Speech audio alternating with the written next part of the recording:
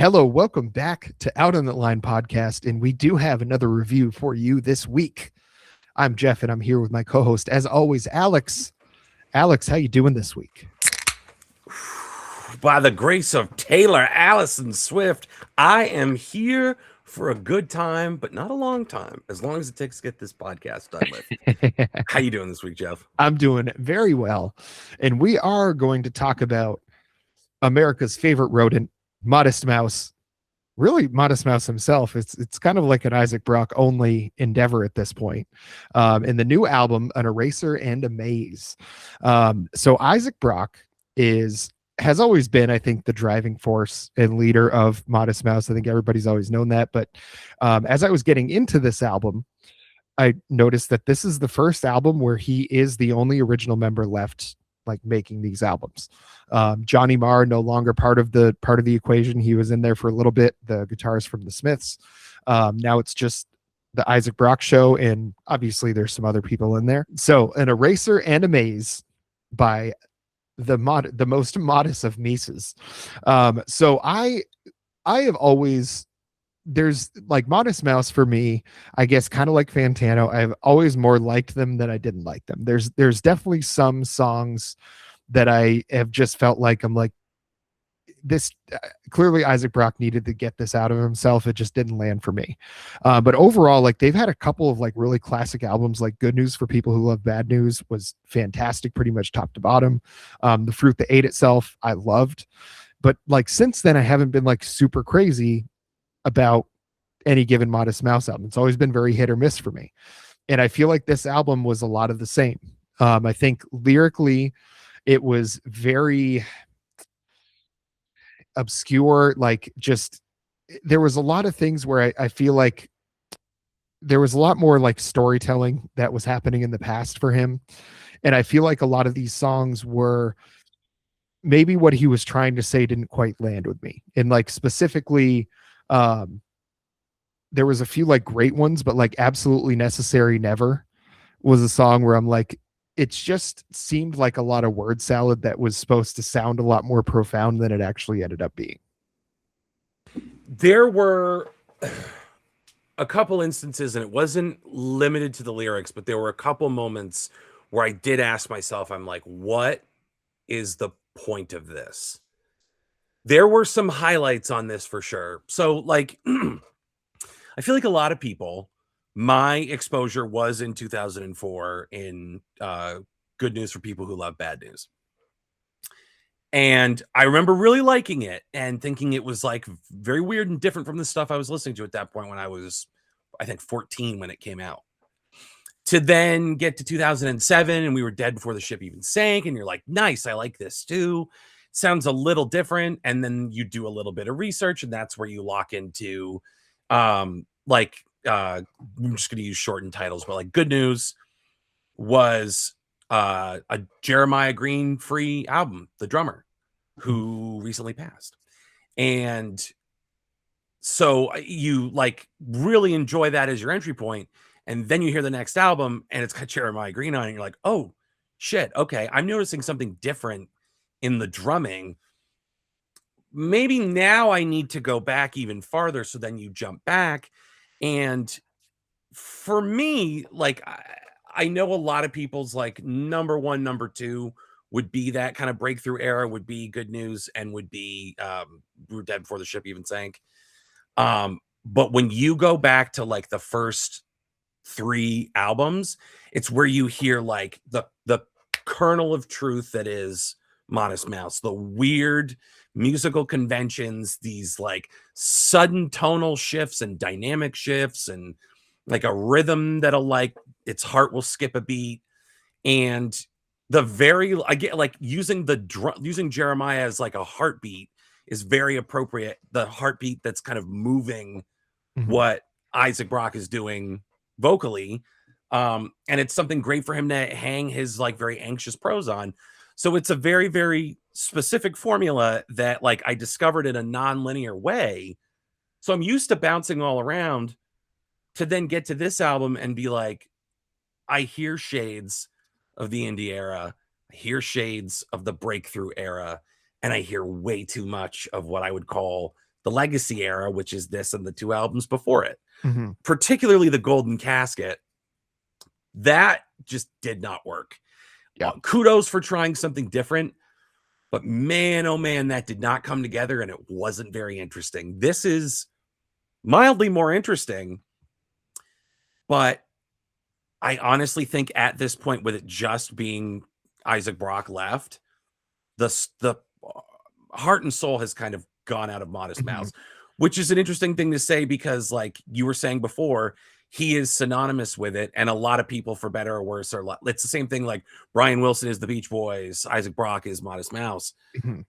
But I think year after year, album after album, pieces of the broth got strained away, and this feels kind of like Modest Mouse Light. I think that's Mhm. the meanest thing I could say about the album is it's Modest Mouse Light. And I think also, what should have remained as good as it always was, obviously you're not going to have the same kind of drumming. Like I just think of like Black Cadillacs, and I think of Float On, and like that drum fill to start out Float On. It's like that drumming was a huge part of it. It was that kind of like off kilter. It made it feel like kind of urgent. It made those albums feel very urgent to have that musicality behind it, and along with the lyrical content of it. And I think what you would expect to still have here, because you still have Isaac Brock, is that like lyrical content. And I feel like in some cases it was there. In most cases on this album, it was not. And I think there was a lot of songs where, Song About Nothing, like, is literally a song about nothing. It's like Seinfeld was a show about nothing, but it was hysterical.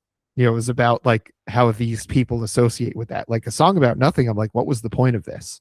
The Absolutely Necessary Never, Knocked Down by Waves, like there was some, like, Knocked Down by Waves I think was a little bit better, but it's like there was some points in this. I'm like, this was not an overly long album overall. It's not like it stretched on longer than it needed to or anything like that, but there was a lot of points where I'm like, why was this here? Because there were really like strong parts of it. Like I really like Look How Far. I feel like that was like a very classic Modest Mouse song. Like that could have been in that era with Good News or Fruit That Ate Itself, or We Were Dead Before the Ship Even Sank. But then you have like Speak and Spell, I didn't love.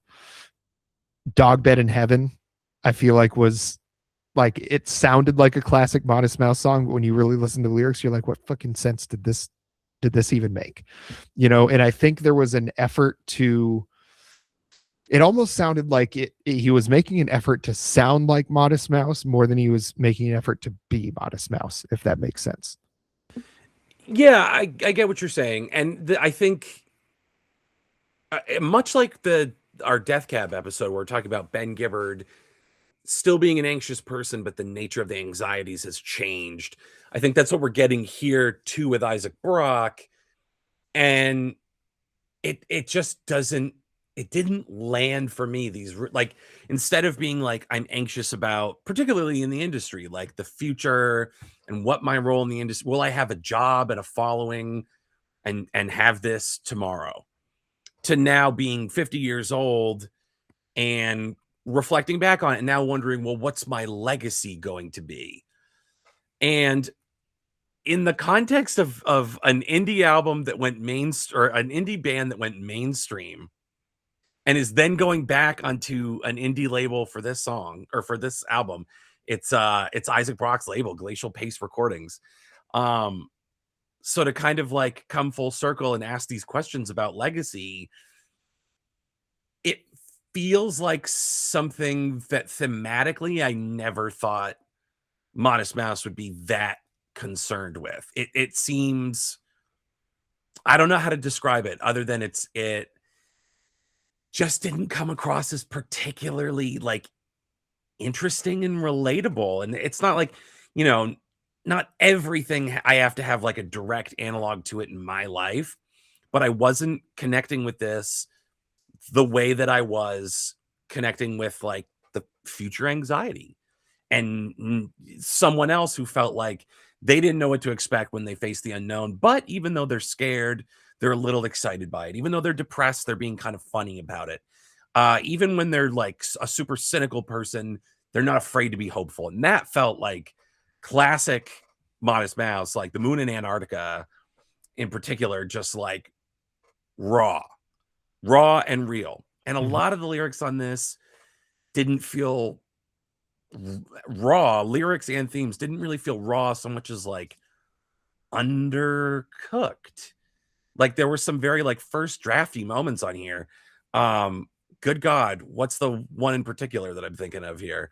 Holy moly. Blah, blah, blah, blah, blah. Shoot, where's my track listing? It is Rotten Fruit Mhm. featuring Picka Picka Picka Picka Picka. I was getting it confused with Bitter Fruit from Young the Giant, which I love. So I'm like, that couldn't possibly be it. But yeah, Rotten Fruit. That was just like a misfire on all accounts, thematically, lyrically, musically. Just didn't feel done. And it's those moments where I'm like, the chemistry with this lineup of Modest Mouse is not there. I don't think Isaac Brock is under an obligation to stop using the name or retire the name or whatever. Donald Fagen didn't do it when Walter Becker died, Steely Dan. And with this, I mean, Isaac Brock specifically was like, my relationship with Jeremiah Green was not through the lens of Modest Mouse. We were friends first, and then this was a thing we did. So it never occurred to me not to use this as the vehicle. Okay. But then it's just you're stuck in this place where it's like, do you need to be the captain of the ship, and in doing so make sure that this has a Modest Mouse sound, even though all the people that helped make it that are gone? You are the only original member. So do you need to be in charge to carry that torch, or do you dare to let your collaborators loose and risk alienating people and do something kind of like new and interesting and daring? Because the Golden Casket wasn't it. And like, this could have been a opportunity for a clean break and like moving forward into a new age, and putting a respectful button on like Jeremiah Green's time with the band. And instead, again, it just came off as Modest Mouse light. With Mhm. that being said, I did have a couple songs that I was interested in, and I'd be curious about some of the ones that stuck with you. Yeah. So I mean, to kind of piggyback on what you said first, though, would he have been able to really like put this album out and sell a lot of them if he didn't use the Modest Mouse name? So I wonder how much of that maybe factored into it. That, you know, you probably have some diehards that would buy an Isaac Brock album, or if he had another, you know, came up with another band name or whatever, another name for the project, probably had some people that would buy it regardless. But there's probably a lot of people that would never have touched this album if it wasn't under the Modest Mouse moniker. So I'll say that maybe was a motivation to have it, even though he's the only one left. And I think for a lot of people, you know, music nerds like us remember what the drum beats are like, remember what the guitars sounded like on those original albums. But I think what most people hear is Isaac Brock's voice. It's a very distinctive voice. So like, to a lot of people, this is still going to sound like Modest Mouse, even though really is not the same. For me, the songs that I really liked, I loved Look How Far. I feel like was probably as classic of a Modest Mouse sound as we had on this album. It was, you know, very politically motivated, very politically charged in kind of what he was saying. I did like Impossible Some Days. You know, I felt like that was a nice, like, whimsical indie song. Now, was it a good Modest Mouse song? It's probably up for debate. Remember Yourself, I thought, was pretty decent. But it's really like, that was really it. Everything else was like either like actively stuff I just really didn't like, or was just kind of okay. Yeah, and I would say Remember Yourself in particular, like, as someone, I was having this conversation today, The Moon in Antarctica is probably my number one, and Remember Yourself harken back to that. So again, it's this issue of, you know, coming across, like, trying to force the sound and coming across as Modest Mouse light. But then there were moments where they came across as like vintage Modest Mouse. And it's just this like, this beautiful moment where like you captured that lightning in a bottle. You know, is Remember Yourself a juggernaut that I'll never forget. Not necessarily, but on this album, it really stood out, and it had a lot of echoes, like the existential tone and this like kind of more atmospheric pacing to it. It was slow, very, very like soft, like a lot of vocal restraint. The lyrics hit a lot harder as a result of it. There's not a lot of resolution. It just felt like a song that, like Isaac Brock was saying when he wrote this, that he tried to be unfiltered and just let things come. And that's probably why a lot of stuff sounds like it came from muscle memory, and a lot of stuff sounds like it was pretty underbaked. But you get moments like this, which like that's your good instinct. That's like your below the neck authenticity kicking in and delivering something like this and getting these glimpses. So yeah, Remember Yourself was great. I enjoyed Picking Dragon's Pockets. Was one of the, again, more like classic breakthrough Modest Mouse sounds. Those good like jagged kind of kinetic guitar, and there was like a sense of urgency to the song. That was great. It's the songs that kind of hang back and are like silly and inessential almost, that you just can't connect with. Like you can tell where there was more thematic passion and therefore more musical meat on the bone versus songs that just kind of feel tossed off. So, Picking Dragon's Pockets was a good one. Look How Far, emotionally fantastic. In a lot of intensity there. Remember Yourself. I liked Dog Bed in Heaven, Give It a Skeleton, and I liked Speak and Spell. I know you didn't, but I was kind of into the looser structure of Speak and Spell. So it's these times where like hearkening back to the chaos, the instinct, the things that are fun and beget passion, those are the songs that shine. Unfortunately, it's like 5 of them off of a 48-minute album that in theory is not long. I felt like I had a fucking birthday in the middle of this. It felt so long. Yeah, that to me, I think probably the context in which I listened to it. So it was like, I only really sat down and listened to it in full, reading lyrics like one time, and then that felt kind of long. The other times I was like in the car, kind of jamming out to the car speakers. I listened to it while I was doing some yard work. Like, so there was, some context that I was listening to this album that it didn't feel as long, and it was because I was just kind of moving along doing other things, and it was just not background, but just not the primary focus. When it became the primary focus, it did feel a little bit long in the tooth. And I think, I don't know that you cut stuff out of it, because obviously this was a passion project for him. So, there were definitely songs I didn't like as much as others, but it sounds like he loved everything that came out of this. Like this was all like, he felt like the way he was talking about this album made it sound like he thought this was every bit as good as anything else he'd ever done. And I think that was a sticking point back then in Modest Mouse, because I think there was a lot of tension amongst the group members back then. I think due to some drug use and drinking, especially on his part. He's supposed to be a big time asshole. Yeah. Yeah. Big time. I remember seeing him. They played at the 360 Amphitheater. I forget what, I think Germania Insurance Amphitheater. It's out at the racetrack here in Austin. And so I saw them play, and they were playing a show, and it was with the Pixies. And so the Pixies were headlining. Modest Mouse was like this. I think it was supposed to be a co-headlining, but like, obviously the Pixies were the headliner in that.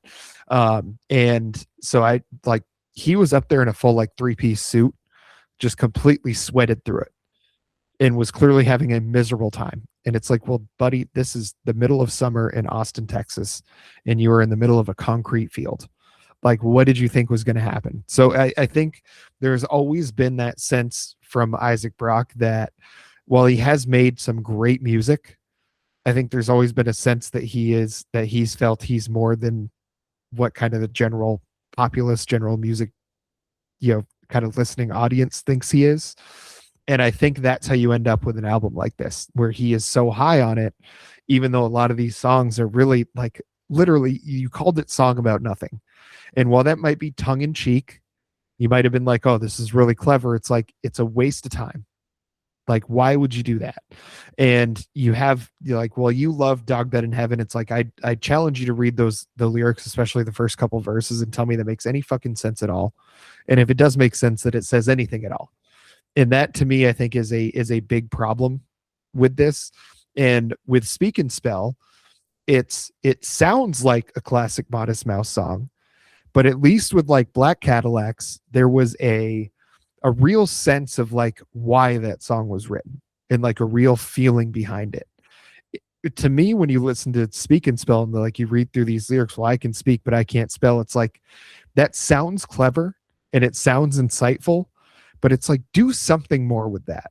It's like, it's a great idea. Like, it's a clever like line because you're talking about kind of the id, right? I think a lot of this stuff comes from the id, the stream of consciousness thing that he likes to do.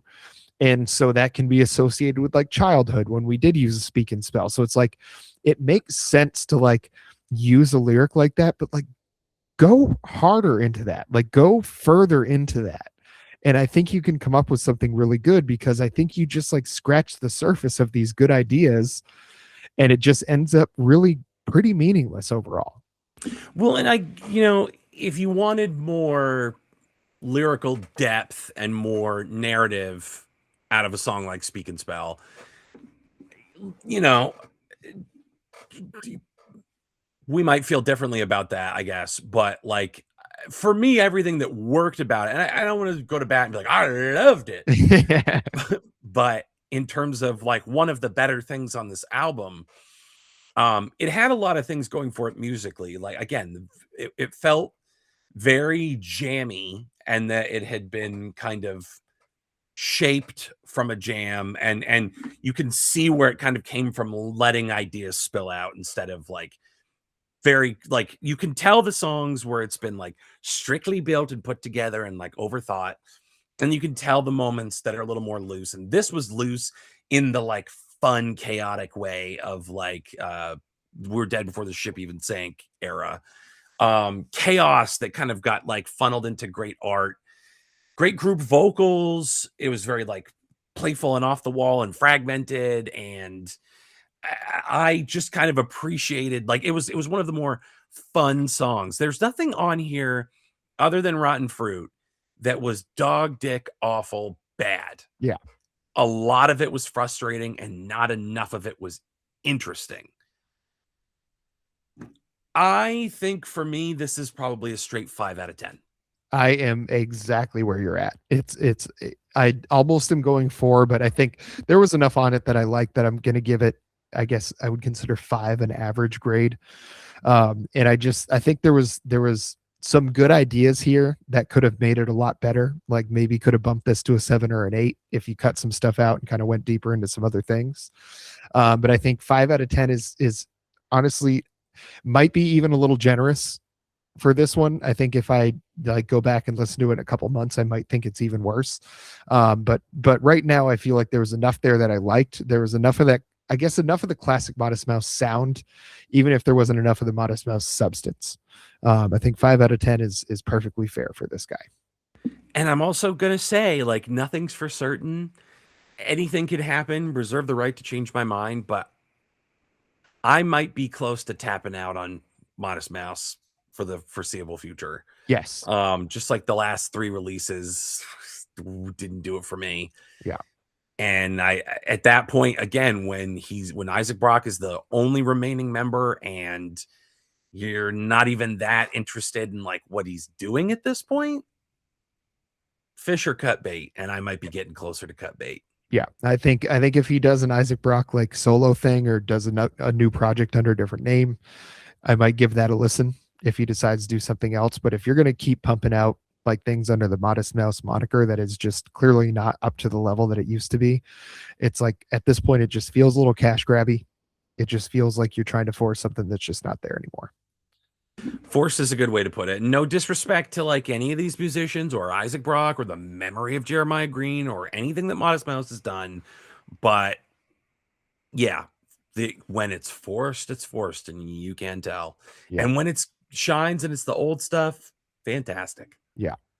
Well, I know we did do a review of the Golden Casket. Where folks find that if they were so inclined, Alex? Well, I do believe if they were so inclined that they might find it over at youtube.com/C/out on that line, folks. I'm just a simple small town YouTuber from up here in North Central Maine. Greatest state in the union, I tell you what. And I humbly submit to you that the best thing that you can do is put your faith in two men, nay, two visionaries who've been called charlatan. They've been called grifter. They've been called opportunist. But quite frankly, they take all of that as a compliment because what do I hear in between the lines? Hard workers, perseverant, don't take no for an answer. And that is the kind of work ethic, the kind of ethos that is the engine that powers youtube.com/C/out on that line. Gang, you got to get in there and you got to subscribe. You got to click the bell so that you get notifications whenever we drop a new video. You got to hit the thumbs up to like the video, hype the video, share it with a friend, and leave a comment. The comments have been, the comment faucet is on. I don't want to overstate it and say that it's a fire hose, but you know what? If our leg were pinned under a piece of concrete and we just had enough room with our hands to reach out and cup sustenance from a faucet, we would not die. We would not die. We would have just enough to sustain us. And that's all right. That's not nothing. So come and join us today, youtube.com/C/out on that line. Do what the man says, folks. And until next time.